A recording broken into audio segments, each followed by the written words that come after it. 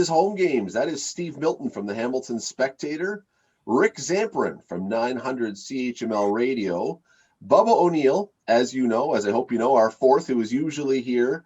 He's been in hospital with COVID. We've talked to him. He's doing better. All right, so Bubs. you know. We expect that one of these days soon he will be back, but needs a little while longer. So that's where Bubba is. I'm Scott Radley from the Hamilton Spectator and 900 CHML. Steve, late last week, the NFL draft went on TV. It is now one of the big TV events in sports. I mean, it's unbelievable that a bunch of guys calling names could be this big, but it is. And it got me wondering, the CFL tries a draft, and, you know, look, there's no way the CFL can match what the NFL is doing. It doesn't have the size. It doesn't have a lot of different things. But what could the CFL do, if anything, to at least try to close the gap and make their TV draft catch some of the excitement the NFL draft does? I think more of what they're doing, and let's first of all compare it to itself, compared to what it used to be, and sort of the relative anonymity, and let's recognize the problems here. That here's one thing the CFL could do, is do something so Canadian quarterbacks make a difference. So we've said this on the show for a long, long time. There has to be a thing where the three quarterbacks, one of them should be Canadian or something like that. Then you've got a whole different thing. Because what is the number one attraction of the NFL? It's those quarterbacks, the stars that everybody's heard about so long. 5 out of the top 15, that kind of thing. There's something the CFL could do right away. That would help the draft. But I will say this. TSN's done a lot of good sort of build up to it, especially compared to previous. And this has been coming for some time. Having a live draft and going into the rooms and doing all of those kinds of things are good. But one of the problems is it's inherently not as exciting because quarterbacks, impact receivers, those kinds of things you aren't going to get in this draft. Somebody that comes in right away. I mean, it's really hard for one player to change a team right away, but it can happen if it's in the right position. And those positions aren't what are available in the CFL. It's hard to get too excited about a jumbo left guard no one's ever heard of, Rick. Who's not going to play probably for the most part, even especially for a good team like the Tiger Cats, till the second or third year, you know. Yeah. So you have to have a good memory. You have to remember, oh yeah, I remember they took this incredible guy who's now a starter 3 years ago or 2 years ago. The biggest difference between the two drafts, beyond, you know, all the hype, you know, how many different drafts have we seen over the last number of days or number of weeks or number of months? And I'm sure there's one out, you know, right after this past week's draft that, you know, the mock draft 2022 of the NFL. I mean, they're already projecting, you know, next year's draft. The biggest difference is the star power. And the NFL has that star power. And a big reason for that is the NCAA. It is not only must-watch TV if you're a hardcore football fan, but there are a lot of superstar players at the quarterback position, at the skill position, and even in the hype with those guards and centers and tackles, they hype up those guys as well. So it's a farm system for developing for star recognition. You're right. Yeah, and the other factor is too, Steve, you alluded to this, is not only is there star power because of all the hype that these guys are getting in college, but the NFL draft lends itself more to those year one impact guys. So a lot of the quarterbacks that were taken last Thursday night are going to be starters on day one. A lot of those tackles, a lot of those receivers, running backs, every position, those guys, especially in round one, are going to start on day one. In the CFL, there are very few, if at all, in round one or any of the rounds that are going to start on day one. One suggestion I would make, and it alludes back to the quarterback position, is round one of the CFL draft is Canadian quarterbacks only. And I know there's not a lot of them, and not a lot of them are going to set foot on the field. But I think it would add a little bit more excitement to draft night. But don't you have to change the rules so that means something? Yes, definitely. Yeah. But the problem with that is, even if you say it's got to be Canadian quarterbacks, if no one is familiar with who the quarterbacks are, right? You know, I'm drafting Bucky Schmarkola. But good player. I've never seen him play. You know, years ago, not that long ago, 2011, I guess it was 2012, the Vanier Cup was covered by TSN. The McMaster game, greatest game ever. Mm-hmm. The weekend of the Grey Cup, you had all the people for football watching the Vanier Cup because they were in the Grey Cup city, and then the Grey Cup game. And this, to me, is one of the biggest things. Somehow, some way, U Sports football has to get on TSN, as long as the CFL remains on TSN, so that TSN now has a vested interest in covering those games and making Canadian players in university football stars and recognizable names. I agree with that. And look, I'm going to defend TSN here because, first of all, full disclosure, I worked there 4 times. But on the opposite end of the ledger, I've also been fired there 4 times. So I have equally reason to be pissed at them. But TSN has done a real nice job leading up to this with all, especially the far analogy and people like that. And Ford has obviously been a great analyst. The CFL on their .ca has done a lot of, for the people that care about those things, but you don't get the sort of the fringe fans. You don't get the fringe fans. You're right. I'm not criticizing TSN for this. I'm, if anything, I'm criticizing U Sports for not deciding to go and sign with TSN or to go after TSN. I don't know how it worked, but here's the point. If you don't know who these players are because you've never heard their names before, they mean nothing. You could throw any name out there, and half the fans, you could make up names. You could do the Mel Bridgman Ottawa Senators thing or whoever it was. No, it was it Punch Imlach when they named the Japanese player in the first year of the draft with the Buffalo Sabres? And most football fans couldn't tell you if the guy was real or not.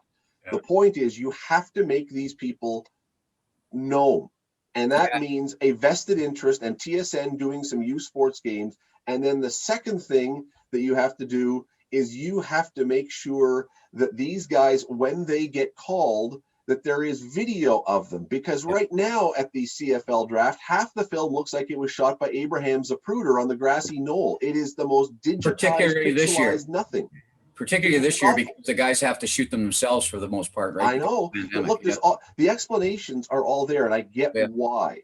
I'm saying, what do you change to try and make this better? And that's one of the. It looks small time when it looks like your grandmother shot it on her Commodore 64 webcam. Mm-hmm. And so, go ahead, Rick. It is a double-edged sword because we want more games on TV, us being hardcore, football fans, but very few people have, the proof is in the pudding. The ratings are there. People don't watch U Sports football for a variety of reasons. They think it's, a lesser kind of brand compared to the CFL or the NFL or the NCAA. There's a lot of money that, goes into putting on a broadcast like this. You're paying not only your on-air staff, but a lot of the off-air, behind-the-scenes staff. So, it's a heavy expenditure for these networks. But that's the only way that these teams and these players and these, U Sports divisions are going to get the recognition that they deserve. Well, and I wonder, I don't think this is fully up to the networks. I mean, one of the reasons that the NCAA became, it was bigger than the NFL, particularly in the South until the early 70s, right? And till Atlanta came in and Miami to a degree, but it was because of the hype machine that the NCAA itself had put together at the individual schools and through alumni and all of those kinds of things. And I realize it's not the same emphasis. We're really on the student part of student athletes in Canada, and I agree with that. And that's always going to be a problem.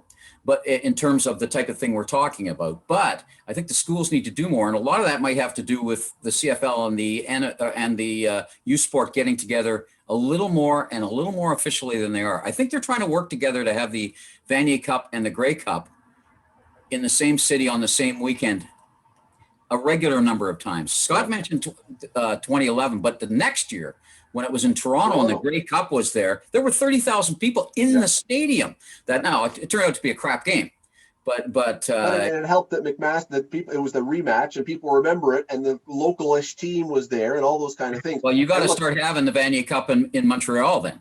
Yeah, I'm not casting blame. This is not about blame. This is a lot of things, as you point out, are out of the people's control. The question here was, what could you do to try and close that gap? And Rick, there's one. I think you're right. Having those two together as often as you can in an area where people can drive to from those schools. You can't do much about it if it's in Saskatchewan or something like that, and Regina or Saskatchewan aren't in it. It's really, but if it's in the East, you just ban anybody out west from being eligible for the Vanier Cup. That's how you do that.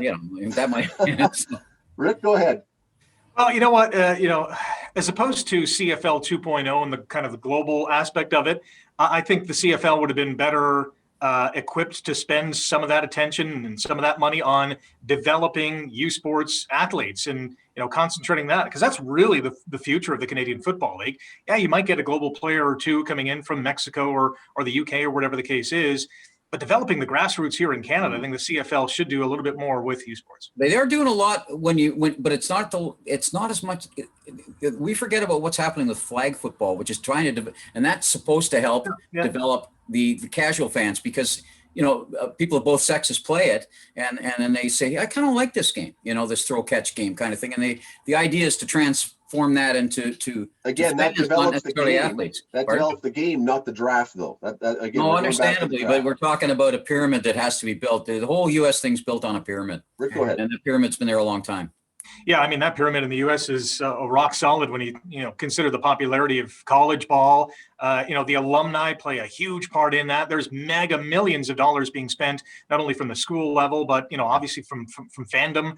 And the NFL is a big part of that as well. They're cultivating and they're encouraging the next round of superstar athletes. And it's a bit of a slow build. When you look at the alumni, got football back to two schools recently, or at least built it back up, and that would be U of T and Carleton, right? Ended up getting back solely because of alumni, and look what happened at Guelph because of basically one alumni, but alumnus, but suddenly Guelph became this real place where football is like a real big thing, and you got to keep doing that, and you got to keep after it and keep after it and keep after it. Let me throw one other thing to close here out for the draft idea of how you might be able to close the gap. And we're going to go right back to the very beginning of this discussion, because I think the prime point is what you said, unquestionably, and that is the lack of star power, the lack of name recognition.